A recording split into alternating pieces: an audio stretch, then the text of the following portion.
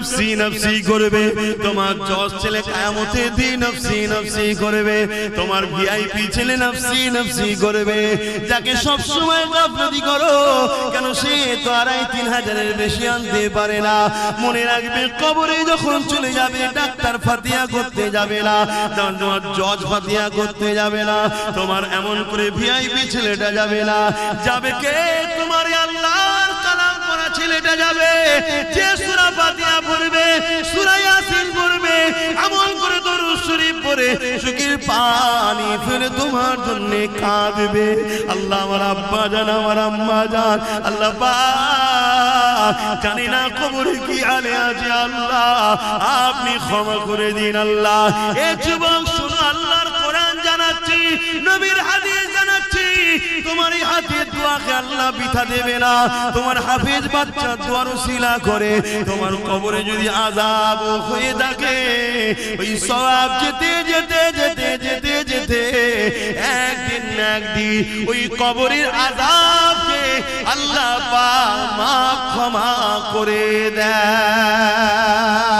এই যুবকেরা, তরুণেরা, বাপেরা, এই নবী পাকের প্রেমিকেরা, তাই মনে রাখবে হাফেজ তৈরি করো, আলেম তৈরি করো, কেন কিয়ামতের দিনেতে এদের সাথে হাসর নাসর হবে।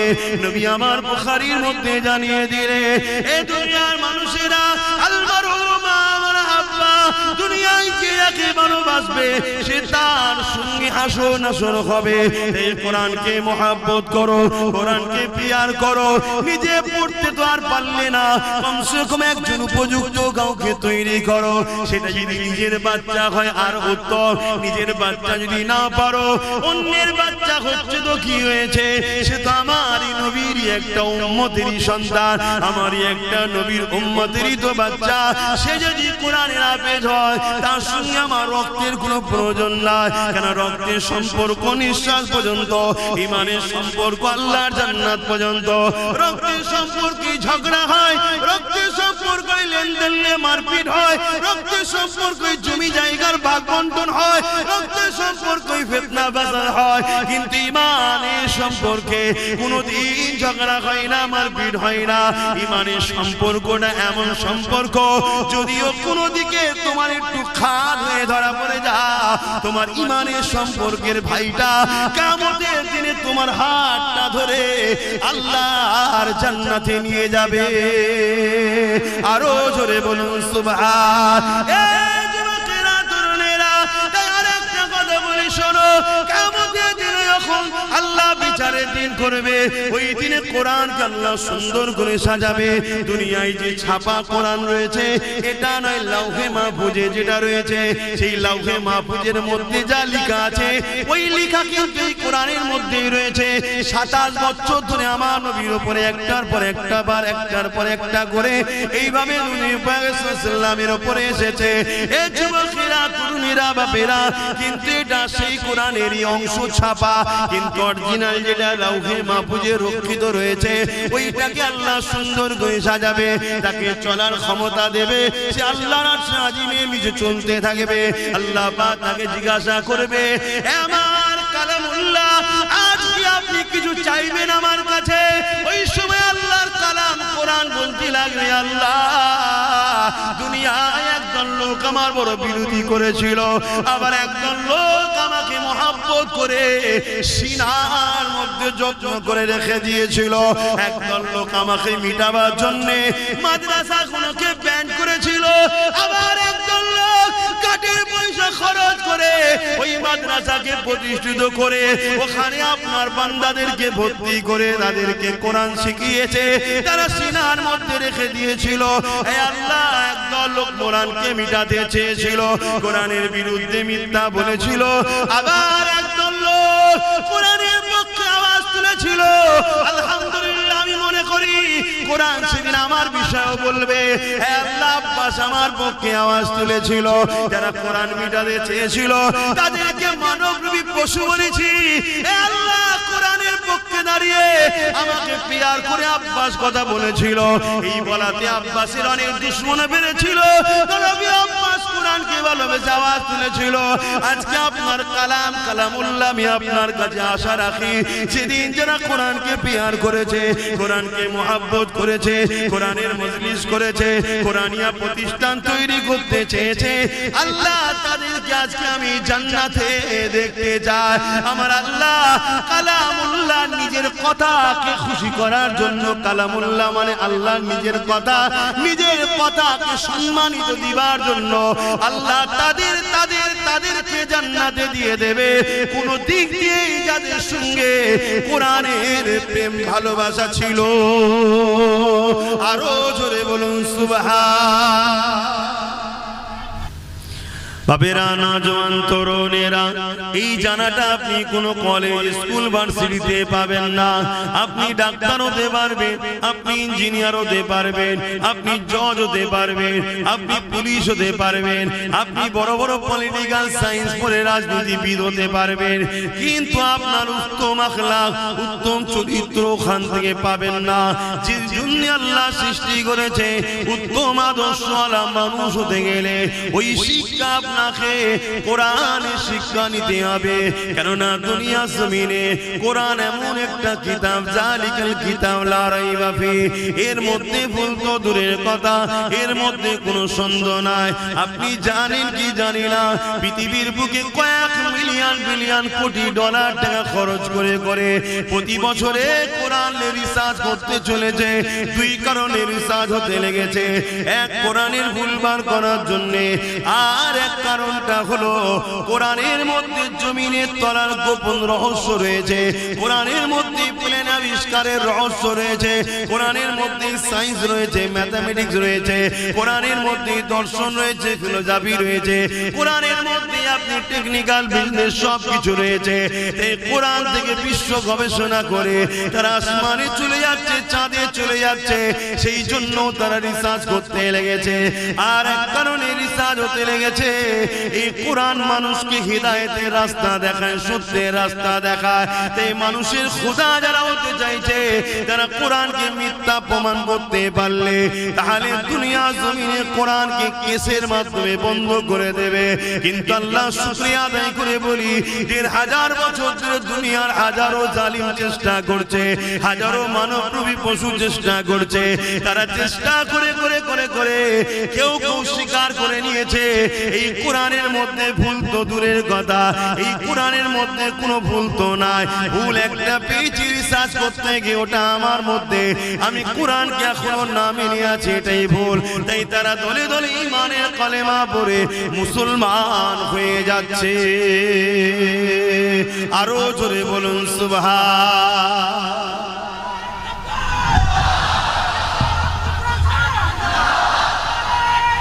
আল্লাহ, তাহলে আমাদের যুবকরা যদি আমাদের কাছে না আসে, আমরা বুঝাবো কি করে? আর আমাদের কাছে এরা আসুক। দুনিয়ায় যারা তোমাদের খোদা হতে চাইছে, তারা কখনো চাইবে? কথা বলো, চাইবে না। তারা হাজারো দিক দিয়ে আমাদের বিরুদ্ধে, যেমন কোরআনের বিরুদ্ধে মিথ্যা প্রচার করছে, রাসূলুল্লাহর বিরুদ্ধে মিথ্যা প্রচার করছে, দ্বীনের বিরুদ্ধে মিথ্যা প্রচার করছে, তারা হাজারো দিক দিয়ে আমাদের বিষয়ে মিথ্যা প্রচার করছে, যাতে করে তোমরা উলামাদের কাছে না যাও, যাতে করে তোমরা মাদ্রাসা মসজিদে দান না করে ফেলো, যাতে করে তোমাদের এখান বাজি বিভিন্ন জায়গায় মাদ্রাসা না গজিয়ে ওঠে। খুব ভালো করে বোঝো, জীবনে একটা দেখাতে পারবেন যে মাদ্রাসা থেকে পড়াশোনা করে কোন ছেলে তার মাকে বৃদ্ধাশ্রমে দিয়েছে? কথা বলে, বৃদ্ধাশ্রমটা বিজনেস না বিজনেস নয়? বৃদ্ধাশ্রম যারা করে এটা বিজনেস না বিজনেস নয়? জোরে বলো, বিজনেস। মুসলিম সমাজের মধ্যে যদি কেউ কোন মাকে বৃদ্ধাশ্রমে দিয়ে আসে, সে কখনো জান্নাত যাওয়া তো দূরের কথা, জান্নাতের খুশবু পাবে না। সে যত বড়ই নামাজি হোক, হাজি হোক, মুফতি হোক, মাওলানা হোক, যাই হোক, ওর মা যদি কোনোদিন ওর ব্যবহারে একবার তাম পৃথিবীর মলি সাহেবকে দোয়া করি, ওকে জান্নাতে কেউ ঢুকাতে পারবে না। এই শিক্ষাটা আমরা দিই না, দিই না। এই শিক্ষা যদি দেওয়া হয়, তাহলে বৃদ্ধাশ্রমে মুসলমানদের মায়েরা যাবে? কেন? সে ডাক্তার হোক, ইঞ্জিনিয়ার হোক, উকিল হোক, জজ হোক, সিএম হোক, পিএম হোক, ডিএম হোক, জেলার সাহেব হোক, পীর সাহেব হোক, মুফতি হোক, সে বলবো রে সর্বনাশ, মাকে না ভালোবাসলে, বাপকে না ভালোবাসলে এ তো জাহান্নামে যেতে হবে। আমি জেলার সাহেব হই, মা বাপকে ভালোবাসতে হবে না? হবে না? মা বাপের খেদমত করবে না? করবে না? মা বাপের খেদমত যত মুসলমানরা বাড়াবে তাহলে বৃদ্ধাশ্রমের লস হবে না? হবে না? কারবার কথা বলছেন না। তারা কখনো চাইবে মাদ্রাসা, তারা কখনো চাইবে আলেম হাফেজরা এই কথা সমাজে শোনার, তারা কখনো চাইবে ইসলাম বড় দরদর করে আরো এগিয়ে যাক? আমার কথা বুঝছেন? বাবেরা, নওজোয়ান তরুণেরা, ইসলাম আমাদেরকে ইনসাফ শিখিয়েছে, ইসলাম আমাদেরকে ইনসানিয়াত শিখিয়েছে, কোরআন আমাদেরকে মানবতা শিখিয়েছে, কোরআন আমাদেরকে ইনসানিয়াত শিখিয়েছে, নূর নবী আমাদেরকে একত্ববাদ আল্লাহ চিনিয়েছে, আমাদের ঘরে নিজেদের মালিককে চিনিয়েছে। এ যুবকেরা, তরুণেরা, বাপেরা, আজকে দুনিয়া জমিনে পৃথিবী জুড়ে উঠে পড়ে লেগেছে মাদ্রাসাগুলোকে শেষ করে দিবার জন্য, কোরআনের বিরুদ্ধে ষড়যন্ত্র করতে লেগেছে, আল্লাহর দ্বীনকে মিটাবার জন্য ষড়যন্ত্র করতে লেগেছে। এটা আজকে নতুন নয়, এর আগেও হয়েছিল। যেমন চিঙ্গিস খান নাম শুনেছে, সে অনেক চেষ্টা করেছিল আমার রাসূলুল্লাহ দ্বীনকে মিটিয়ে দেবে। একটা দুটো নয়, আলেম উলামা মিলিয়ে 1 কোটির উপরে মুসলমানকে হত্যা করেছিল। সে ভেবেছিল বাগদাদের জমিনকে উজাড় করে দেবো, মুসলমান শেষ করে দেবো, আলেম মুফতি শেষ করে দেবো। মাদ্রাসাগুলোতে আগুন ধরিয়ে দিয়েছিল, মসজিদগুলোতে আগুন ধরিয়ে দিয়েছিল। সে চেয়েছিল বিশ্ব থেকে ইসলামকে মুছে দেব। দরুদ শরীফ আল্লাহুম্মা সাল্লি আলা সাইয়্যিদিনা মাওলানা মুহাম্মদ ওয়া আলা আলিহি।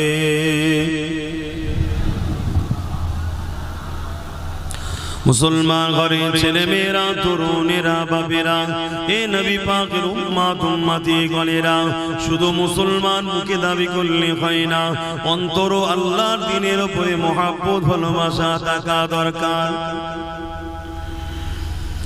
এ নওজোয়ানেরা, যুগে যুগে একদল জালিমরা চেয়েছে তারা আল্লাহ দ্বীনকে জমিন থেকে মিটিয়ে দেবে। কেন? তারা মানুষের খোদা হতে চেয়েছে, মানুষকে লুটতে চেয়েছে। ইসলাম সর্বসময় মানুষের পক্ষে কথা বলেছে, ইনসাফের পক্ষে কথা বলেছে, ইনসানিয়াতের পক্ষে কথা বলেছে। ইসলাম শিক্ষা দিয়েছে মানুষ গরিব হলো তার উপরে জুলুম করা যাবে না, কালো হলো ফর্সা তার উপরে জুলুম করতে পারবে না। তাই সবার সমান অধিকারের কথা বলেছে। এই জন্য যুগে যুগে একদল জালিমরা ক্ষমতার জোর দেখিয়ে ইসলামকে মুছার চেষ্টা করেছে। তাদের মধ্যে একজনের নাম হলো চিঙ্গিস খান। সে চেয়েছিল পৃথিবীর জমিন থেকে ইসলামকে মুছে দেব। এই বাগদাদের মাদ্রাসাগুলোতে আগুন ধরিয়ে দিয়েছিল, মসজিদগুলোতে আগুন ধরিয়ে দিয়েছিল। 1 কোটির উপরে মুসলমান আলেম উলামা সহ মেরে দিয়েছিল, হাফেজে কোরআন গুলোকে মেরে দিয়েছিল। কেন? তারা চেয়েছিল কোরআন যদি কিতাব গুলোকে পানিতে ফেলে দেওয়া হয়, পুড়িয়ে দেওয়া হয়, কিন্তু হাফেজ সাহেব যদি রয়ে যায় আর আলেম যদি রয়ে যায়, হাফেজ তেলাওয়াত করবে আর আলেম হুবহু নকল করে তৈরি করে দেবে। এই যুবকেরা, তরুণেরা, তাই হাজারো চেষ্টা করে 1 কোটির উপরে মানুষ মেরে মসজিদ মাদ্রাসা গুলোতে আগুন দেওয়ার পরও সে মিটে গেছে। দুনিয়া তাকে স্মরণ করে না, তার অস্তিত্ব দুনিয়াতে নাই, তার উত্তরসূরি দুনিয়া জমিনে নাই। কিন্তু মনে রাখবেন, পৃথিবীর জমিনে আজ লাখো লাখো হাফেজে কোরআন আছে, লাখো লাখো আলেম আছে, লাখো লাখো মুফতি মাওলানা রয়েছে, লাখো লাখো মসজিদ মাদ্রাসা আছে। 250 কোটি মুসলমান পৃথিবীতে রয়েছে। আরো জোরে বলুন সুবহান। আর একজন ছিল হালাকু খান, নাম শুনেছেন? দাজলা নদীর পানিকে পুরো লাল করে দিয়েছে রক্তে। এত মুসলমান মেরেছে, আলেম মেরেছে, মাওলানা মেরেছে, হাফেজ মেরেছে। কেন? এরা মানুষের প্রভু হতে চেয়েছে, কিন্তু ইসলাম এদের বাধা হয়ে দাঁড়িয়েছে। এরা জুলুমের সাম্রাজ্য তৈরি করতে চেয়েছে। গরিবকে পোকা মাকড়ের মতো হত্যা করব, কোনো বিচার হবে না, ইনসাফ হবে না।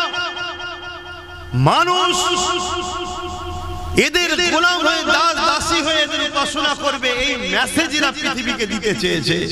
আর ইসলাম একটাই কথা বলেছে, একমাত্র স্রষ্টা ছাড়া, আল্লাহ ছাড়া কারো কাছে মাথা নত নাই, কারো গোলাম নয়।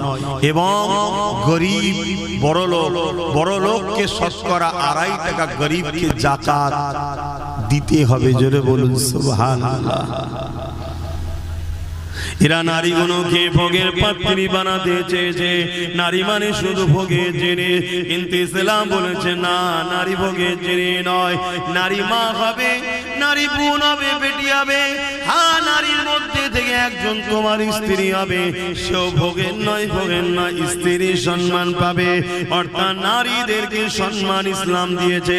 আর দুনিয়া জালিমরা নারীদেরকে ভোগের পাত্রী বানাতে চেয়েছে। নারীগুলোকে জন্তু পুঁতে দিত, নারীগুলোকে স্বামীর সঙ্গে পরিয়ে দিত। যুবকেরা, তরুণের বাপেরা, শোনো গো, ইসলাম কাকে বলে? ইসলাম এসে মেসেজ দিল না নারী কখনো অশুভ নয়। তারা বলেছিল নারী অশুভ, তাই বাঁচার অধিকার নাই। আর ইসলাম জানিয়ে দিল না না না, কারো ঘরে যদি কন্যা সন্তান হয়, এর মানে ওই বাড়িওয়ালার পক্ষে মহান সৃষ্টিকর্তা শান্তি রহমতের মেসেজ দিল।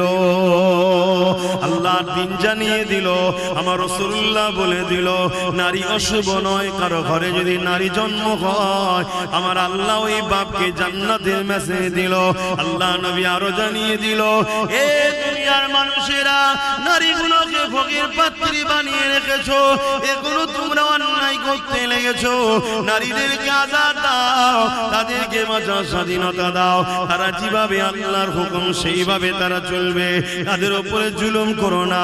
আমি রাসূলুল্লাহ জানিয়ে দিই, কারো ঘরে যদি পর 3টে কন্যা সন্তান হয়, আর ওই 3 কন্যা সন্তানের বাবা যদি ওই নারীগুলোকে দিন শিখিয়ে পর্দা পুশিদার মধ্যে রেখে নেকাব বিবাহটা দিয়ে দিতে পারে, ওই 3 সন্তানের বাবা আর আমি রাসূলুল্লাহ এইভাবে দুটো আগুন তুলে দেখিয়েছে। যেমন পাশাপাশি রয়েছে আল্লাহর জান্নাতে ওই 3 কন্যার বাবা আর আমি রাসূলুল্লাহ পাশাপাশি থাকিব। আরো জোরে বলুন সুবহান।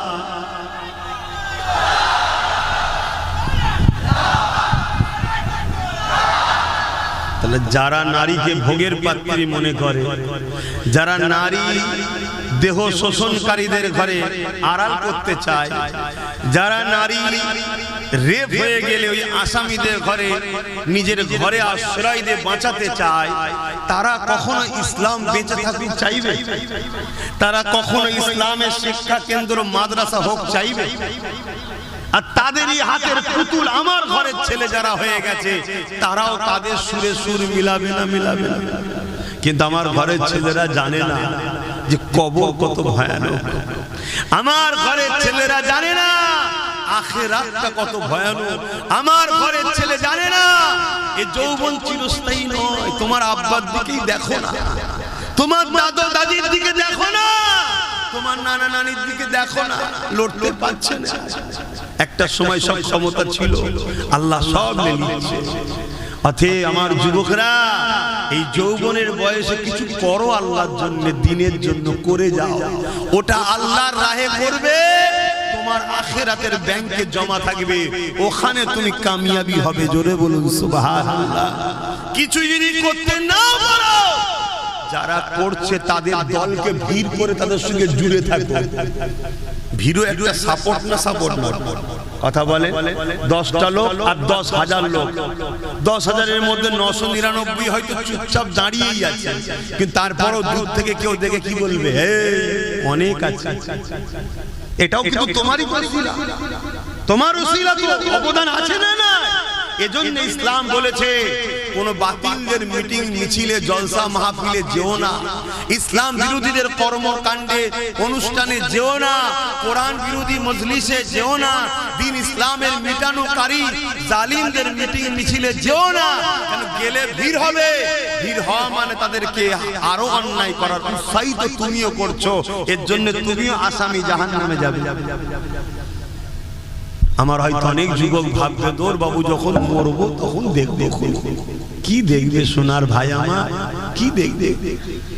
এক্ষুনি যদি হাতটা বুড়া হয়ে যায়, এক্ষুনি যদি একটা পেন শুরু হয়ে যায়, লাপালাপি করে শুয়ে পড়বে, দু চারজন ধরে ধরে নিয়ে যাবে, কাঁদেই হয়তো মরণ হয়ে যাবে। কোনো গ্যারান্টি আছে শরীরে? মরণ হয়ে যাবে। সন্ধ্যের পরে হোক, ঈশার পরে হোক, জানাজা হয়ে যাবে।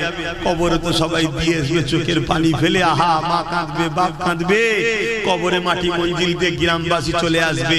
এক সপ্তাহ যেতে না যেতে মাও ভুলে যাবে, বাপও ভুলে যাবে, পাড়া প্রতিবেশী ভুলে যাবে। হালকা বয়স যদি হয়, বিবি যদি থাকে, সেও নতুন সংসারের জন্য ভাববে, সন্তানের ভবিষ্যতের জন্য ভাববে। আর সন্তান যদি না থাকে তা আরো মিটে গেল, আরো তাড়াতাড়ি চলে যাবে। কি গো, আমার কথা ভুল হচ্ছে? এটা হাকিকত নাকি? কিন্তু তোমার কবরে কি হচ্ছে জানো? যদি তুমি ইসলামের অনুসারী না হয়ে যেতে পারো, তুমি যদি আল্লাহ রাসূলের বিধান মেনে চলে যেতে না পারো, তুমি যদি রাসূলুল্লাহর মহব্বত হৃদয়ে না রেখে যেতে পারো, নবী পাকের আদব যদি হৃদয়ে রেখে না যেতে পারো, তুমি যদি রাসূলুল্লাহ দ্বীনের পক্ষে না দাঁড়িয়ে যেতে পারো, এ যুবকেরা, তরুণীরা, বাপেরা, ওই কবরের জমিনে 99টা সাপ দেওয়া হবে, জাহান্নামের একটা গর্ত করে দেওয়া হবে। এ যুবকেরা, সেই জায়গায় তোমাকে আমাকে থাকতে হবে। আল্লাহ তোমাকে আমাকে হেদায়েত দেন, মাফ করে দেন, বলো আমিন। কতটা ভয়ানক হবে!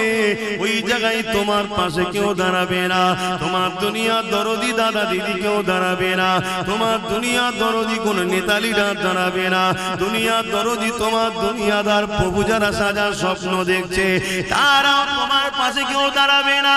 ওই জায়গায় তোমাকে বিপদে পড়তে হবে।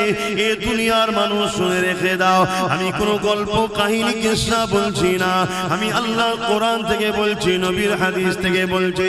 পৃথিবীর জমিনে বিশ্ববিখ্যাত পণ্ডিত যারা, বিশ্ববিখ্যাত শিক্ষিত যারা, তারা যুগ যুগ ধরে কোরআনের বিরুদ্ধে, হাদিসের বিরুদ্ধে রিসার্চ করতে লেগেছে। তারা রিসার্চ করেছে 20 বছর ধরে, কেউ 30 বছর ধরে রিসার্চ করার পরে তারা নিজেরা বলতে বাধ্য হয়েছে এই কোরআনের মধ্যে কোনো ভুল নাই।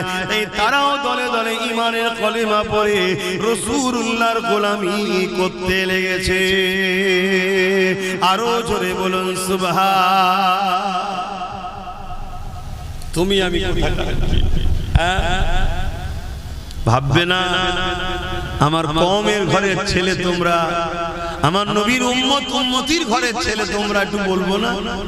বুঝাচ্ছি আমার যুবকরা, বুঝাচ্ছি, বোঝো বোঝো। কেন কিয়ামত একদিন হবে, কবরে একদিন যেতে হবে, আখিরাতের কথা ভাবো। এ নওজওয়ানেরা, ওয়াল তানজুরু নাফসুম মা কদ্দামাত লিগাদ, প্রতিটা নফসের উচিত পরকাল নিয়ে ভাবা। আল্লাহর কোরআন জানিয়ে দিল কেন পরকালটা বড় কঠিন হয়ে যাবে। যেদিন কিয়ামতের দিন হবে, ময়দানে মাশর হবে, অর্থাৎ ওই দিনটা হিসাবে দিন, বিচারের দিন। দুনিয়ায় তুমি খুন করেছো, দুনিয়ায় তুমি চুরি করেছো, দুনিয়ায় তুমি ডাকাতি করেছো, দুনিয়ায় তুমি গরিবের উপরে জুলুম করেছো, দুনিয়ায় তুমি এতিমের সম্পদ ছেড়ে নিয়েছো, দুনিয়ায় তুমি গায়ের জোর দেখিয়ে দলবল নিয়ে পরের জমি দখল করে নিয়েছো, দুনিয়ার জমিনে মা বাপকে কষ্ট দিয়েছো, দুনিয়ার জমিনে পাড়া প্রতিবেশীর হক মেরেছো, দুনিয়ার জমিনে রাষ্ট্রের মালকে নিজের মাল মনে করে ভক্ষণ করেছো, দুনিয়ার জমিনে এতিমের মালকে নিজের মাল মনে করে খেয়েছো, দুনিয়ার জমিনে তোমার দাদাগিরির সামনে কেউ দাঁড়াতে পারে না। বা যদিও দুনিয়ার আদালতে তোমার বিচার হয়ে থাকে, এই বিচার কিন্তু আসল বিচার নয়। তোমার সৃষ্টিকর্তা রব আল্লাহ তোমার জন্য বিচারের ব্যবস্থা করে রেখেছে। ওই বিচারের দিনটা হলো কিয়ামতের দিন হবে। কিয়ামতের দিন সবাইকে তোলা হবে। তুমি যদি মনে মনে করো মারা যাবার পরে সব শেষ হয়ে গেল, তাহলে তোমার তো আল্লাহর পাওয়ারের উপরে ঈমান নাই, আল্লাহর ক্ষমতার উপরে বিশ্বাস নাই। আল্লাহকে তুমি তাহলে এখনো চিনতে পারোনি। আল্লাহর ক্ষমতাকে যে অস্বীকার করে, আল্লাহকে যে চিনতে পারলো না, তার মধ্যে ঈমান আর কোথায় রইল? সে যতই মুসলমানের ঘরের ছেলে বলো, হাজির ঘরের ছেলে বলো, পীরের ঘরের ছেলে বলো, তার মধ্যে ঈমান বলে তো কিছু নয়। মনে রাখবে আমার আল্লাহ আবার উঠাবে। সুম্মা নুফিকা উখরা ফাইযা হুম কিয়ামুন ইয়ানজিরু, সূরা জুমার 68 নম্বর আয়াত। যে কোরআন এই মাদ্রাসাতে শিক্ষা দেওয়া হবে, এই যুবকেরা তরুণেরা, ওই দিনে আল্লাহ পাক যেমন নাগল দিলে জমিন থেকে আলু ওঠে বা বিভিন্ন চাষের জিনিস আপনারা উঠান, ওই সময় জমিন ফেটে গিয়ে মানুষগুলো উঠতে থাকবে। ওই কিয়ামতের দিনে আল্লাহ পাক সবাইকে দাঁড় করাবে। এ যুবক আল্লাহকে ভয় করো, এ যুবক নবীর সুন্নতে জিন্দেগি কাটাও, এ যুবক তওবা করে ফিরে আসো। গান তোমার মাকসাদ নয়, যাত্রা তোমার জায়গা নয়, সিনেমা তোমার ঘর নয়। তোমার ঘর হবে মসজিদ, তোমার স্থান হবে মাদ্রাসা, আর তোমার সোবত হবে আলেমদের দরবার।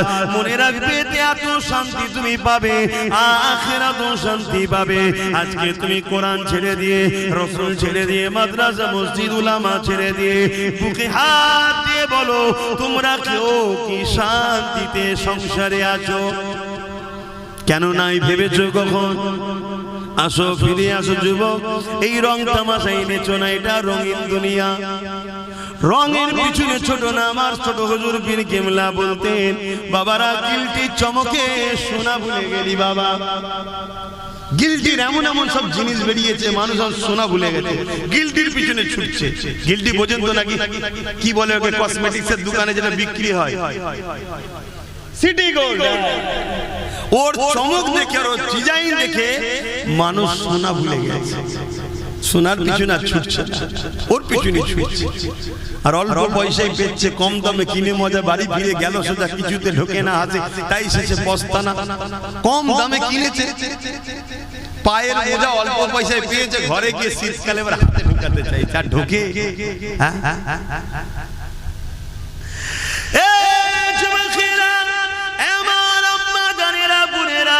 দুদিনের দুনিয়ায় আল্লাহ আমাদেরকে পাঠিয়েছে, এটা পরীক্ষার হল। আখিরাত হলো আমাদের পরীক্ষার জায়গা। ওখানে আল্লাহ পাক রেজাল্ট আউট করবে। এখানে পরীক্ষার জন্য পাঠিয়েছে, বিচারের দিন রেজাল্টের ফয়সালা হবে। কোথায় হবে? ময়দানে মাশর, যে জায়গার নাম। ওই দিনটা কেমন হবে একটু শুনে রেখে দাও।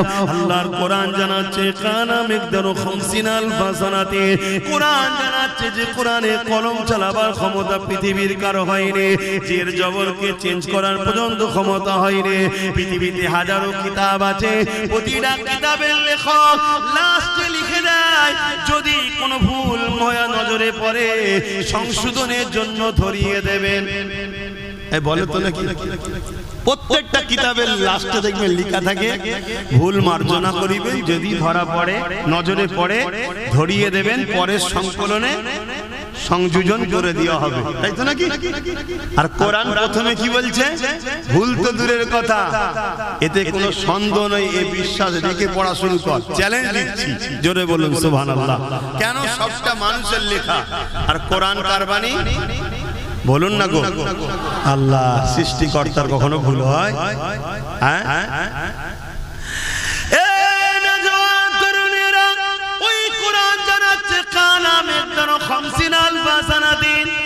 একটা দিন আল্লাহ বানাবে, যে দিনটা লম্বা হবে দুনিয়ার 50,000 বছরের দিনের নাই। দুনিয়ায় 50,000 বছর দিন যত সময় হবে, ময়দানে মাশরে বিচারের দিনে একটা দিন হবে 50,000 বছরের দিনের নাই। ওই দিনেতে তোমাকে আমাকে সবাইকে দাঁড়াতে হবে। কোথায় দাঁড়াবে তুমি আমি কি জানি? মাথার এক বেগ দেখতে লেখা তো করে আল্লাহ সূর্য নামিয়ে দেবে। শোনো শোনো, আল্লাহর দিনের কথা শোনো। মাথার এক বেগ দেখতে লেখা তো করে আল্লাহ সূর্যকে নামিয়ে দেবে। এই শীতের আবহাওয়া সূর্য আমাদের গায়ে লাগলে সহ্য করতে পারা যাচ্ছে না। সেদিন মাথার এক বেগ দেখতে লেখা উপরে সূর্য নেমে যাবে। সূর্য বর্তমান কোটি কোটি মাইল দূরে রয়েছে। সেদিন মাথার এক বেগ দেখতে লেখা উপরে আল্লাহ নামিয়ে দেবে।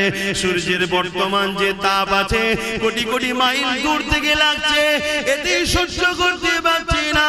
সেদিন সূর্যের 12 গুণ তাপ বেড়ে যাবে। মাথার এক বেগ দেখতে লেখা উপরে দাঁড়িয়ে যাবে। এ যুবক, তোমার কি একটু ভয় হয় না? হ্যাঁ, শয়তানি ধোকায় পড়ে, দুনিয়াদারির পাল্লায় পড়ে ভুল কখনো হয়ে যায়, কিন্তু এত গাফলতি কেন রে যুবক? তোমার যদি এখনই মৃত্যু হয়ে যায়, তুমি তো আর ফিরে আসার রাস্তা পেলে না। তোমার তো পরিবর্তনের আর কোনো সুযোগ রইল না।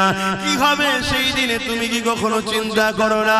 সেই দিন কোনো দাদাগিরি চলবে না, কোনো নেতার নেতৃত্ব চলবে না। ওই দিনে সমস্ত নবীরা বলবে নফসে নফসে নফসে নফসে নফসে। তাহলে তোমার আমার দশাটা কি হবে দেখো। তোমার আমরা যাদের পিছনে ঘুরে বেড়ায়, যাদের জন্য জিন্দেগি কুরবান করে দেয়, যাদের পিছনে টাইম গুলোকে নষ্ট করে কাটিয়ে দাও, যারা তোমাদের ক্ষমতা নিয়ে মসজিদ মাদ্রাসাকে উজাড় করতে লেগেছে, মনে রাখবে সেই দিনে এই জাহান্নামী গুলো তোমাদের কিছুই করতে পারবে না। তাদেরকে তোমরা খুঁজেও পাবে না, কেননা তারা বেহিসাব। যেমন অনেক মানুষ জান্নাতে যাবে, এই জাহান্নামী গুলো বেহিসাব জাহান্নামের দরজার গোড়ায় আগিয়ে যাবে। মনে রাখবে কানা মেঘদান খামসিনা আলফা সানাতি, 50,000 বছর পর বিচার শুরু হবে। ওই দিনটা কেমন হবে আল্লাহ পাক জিবরাইলকে জানিয়ে দেবে, ও জিবরাইল, আমার জাহান্নামকে নিয়ে এসে আরশের পাশে বাঁধাও। কিতাবের কথা বলে যাচ্ছে, শোনো, 70,000 জিনজিল দিয়ে জাহান্নামকে বাঁধা হবে। একটা জিনজিলে 70,000 করে ফেরেশতা ধরে রাখবে, তথাপিও জাহান্নামকে ধরে রাখতে পারবে না। লম্বা লম্বা জিভ বার করে জাহান্নাম তেরে তেরে আসবে গুনাহগারকে ঘরে ধরার জন্য। এই কঠিন দিনেতে এমন পাপ পাওয়া যাবে, নিজের ছেলেকে জমিনে শুইয়ে দিয়ে তার বুকের উপরে পা দিয়ে দাঁড়িয়ে যাবে। কেননা এই সূর্যের তাপে তার জমিনটা পুরে পুরে লাল হয়ে গেছে। যেমন লোহা খুলে দিলে লাল হয়ে যায়, লোহা যেমন আগুনে দিলে লাল হয়ে যায়, সূর্যের তাপে জমিনটা লাল হয়ে গেছে। এই মানুষ জমিনে দাঁড়াতে পারবে না। ছেলেকে বুকে শুইয়ে দিয়ে বুকের উপরে পার দাঁড়িয়ে যাবে। এমনও ছেলে পাওয়া যাবে নিজের জন্মদাতা বাপকে জমিনে শুইয়ে দিয়ে তার বুকের উপরে পা দিয়ে দাঁড়িয়ে যাবে। এমনও মা পাওয়া যাবে নিজের মেয়েকে জমিনে শুইয়ে দিয়ে তার বুকের উপরে পা দিয়ে দাঁড়িয়ে যাবে। এমনও মেয়ে পাওয়া যাবে নিজের মাকে জমিনে শুইয়ে দিয়ে তার বুকের উপরে পা দিয়ে দাঁড়িয়ে যাবে।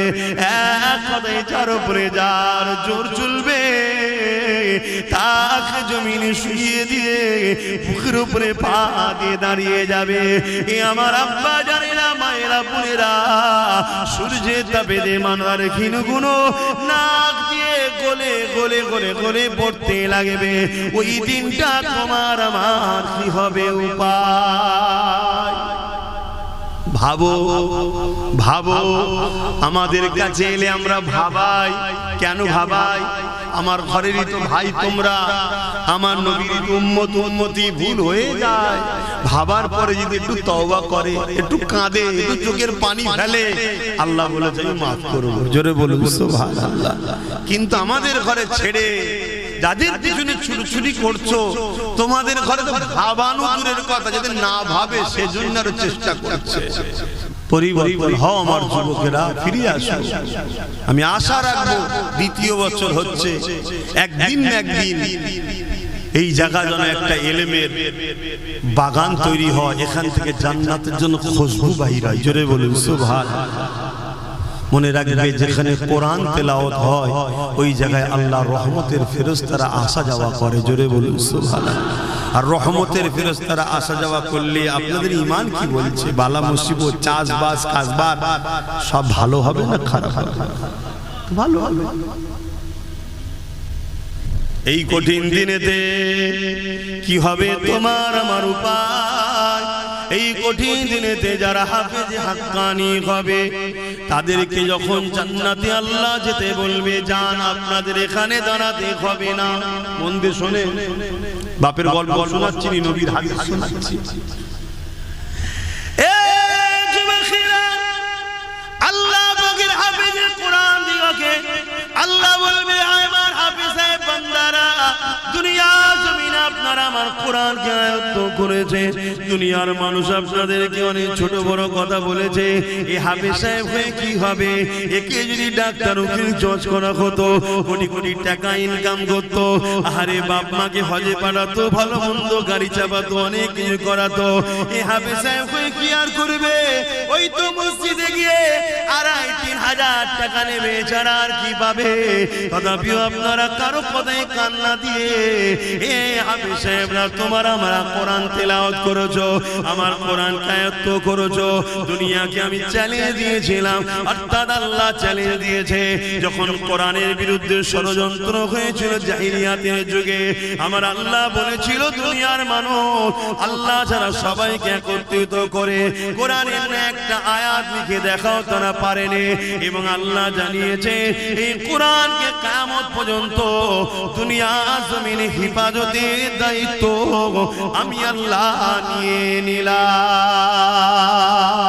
এ আমার হাফেজে বান্দারা, তাই তোমরা আমার কোরআনকে, দুনিয়ার কাগজ কলমে তো লেখা রয়েছে, দুনিয়া যদি সেগুলোকে মিটিয়ে দিতেও চায়, তোমরা তাই নিজেদের সিনার মধ্যে আমার কোরআন আয়ত্ত করে নিয়েছিলে। আমার হাফেজে বান্দারা, আজকে তোমাদেরকে এই কঠিন দিনে ময়দানে মাশরে দাঁড়াতে হবে না, তোমরা আমার জান্নাতে চলে যাও, জান্নাতে চলে যাও। ওই সময় হাফেজে বান্দারা বলতে লাগবে, এ আমার আল্লাহ পাক, আমরা তো জান্নাতে যাব, কিন্তু আমরা হাফেজ হওয়ার জন্য আমাদের পিছনে যারা ওসিলা হয়ে দাঁড়িয়েছিল, কেউ আমাদেরকে জায়গিরি দিয়েছিল, কেউ আমাদেরকে থাকার ঘর দিয়েছিল, কেউ আমাদেরকে মাসে মাঝে খানা খাইয়েছিল, কেউ আমাদেরকে পড়ার জন্য ঘর করে দিয়েছিল, কেউ আমাদের থাকার জন্য ব্যবস্থা করে দিয়েছিল, কেউ আমাদের জামা কাপড় কিনে দিয়েছিল, নানান দিক থেকে সহযোগিতা করেছিল।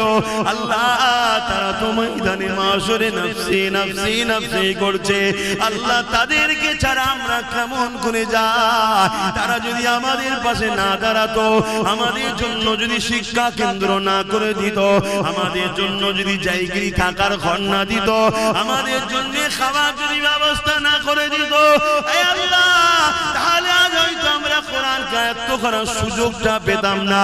বিশাখ আপনি স্মরণ করিয়ে রেখেছে, কিন্তু ওসিলা তো তারা হয়েছিল, এ আল্লাহ তাদেরকে ছাড়া আমি জান্নাতে যাব না। আমার আল্লাহ বলবে, সত্যাটা সত্য বলছি না, এ আল্লাহর পারিস্তানে যাও যাও যাও যাও। এই হাফেজদের কাতারে একজন হাফেজ সাহেবের সাথে 70 জন পর্যন্ত ব্যক্তিকে আমি আল্লাহ মাফ করে দিয়ে জান্নাতি ঘোষণা দিলাম। আরো জোরে বলুন সুবহান।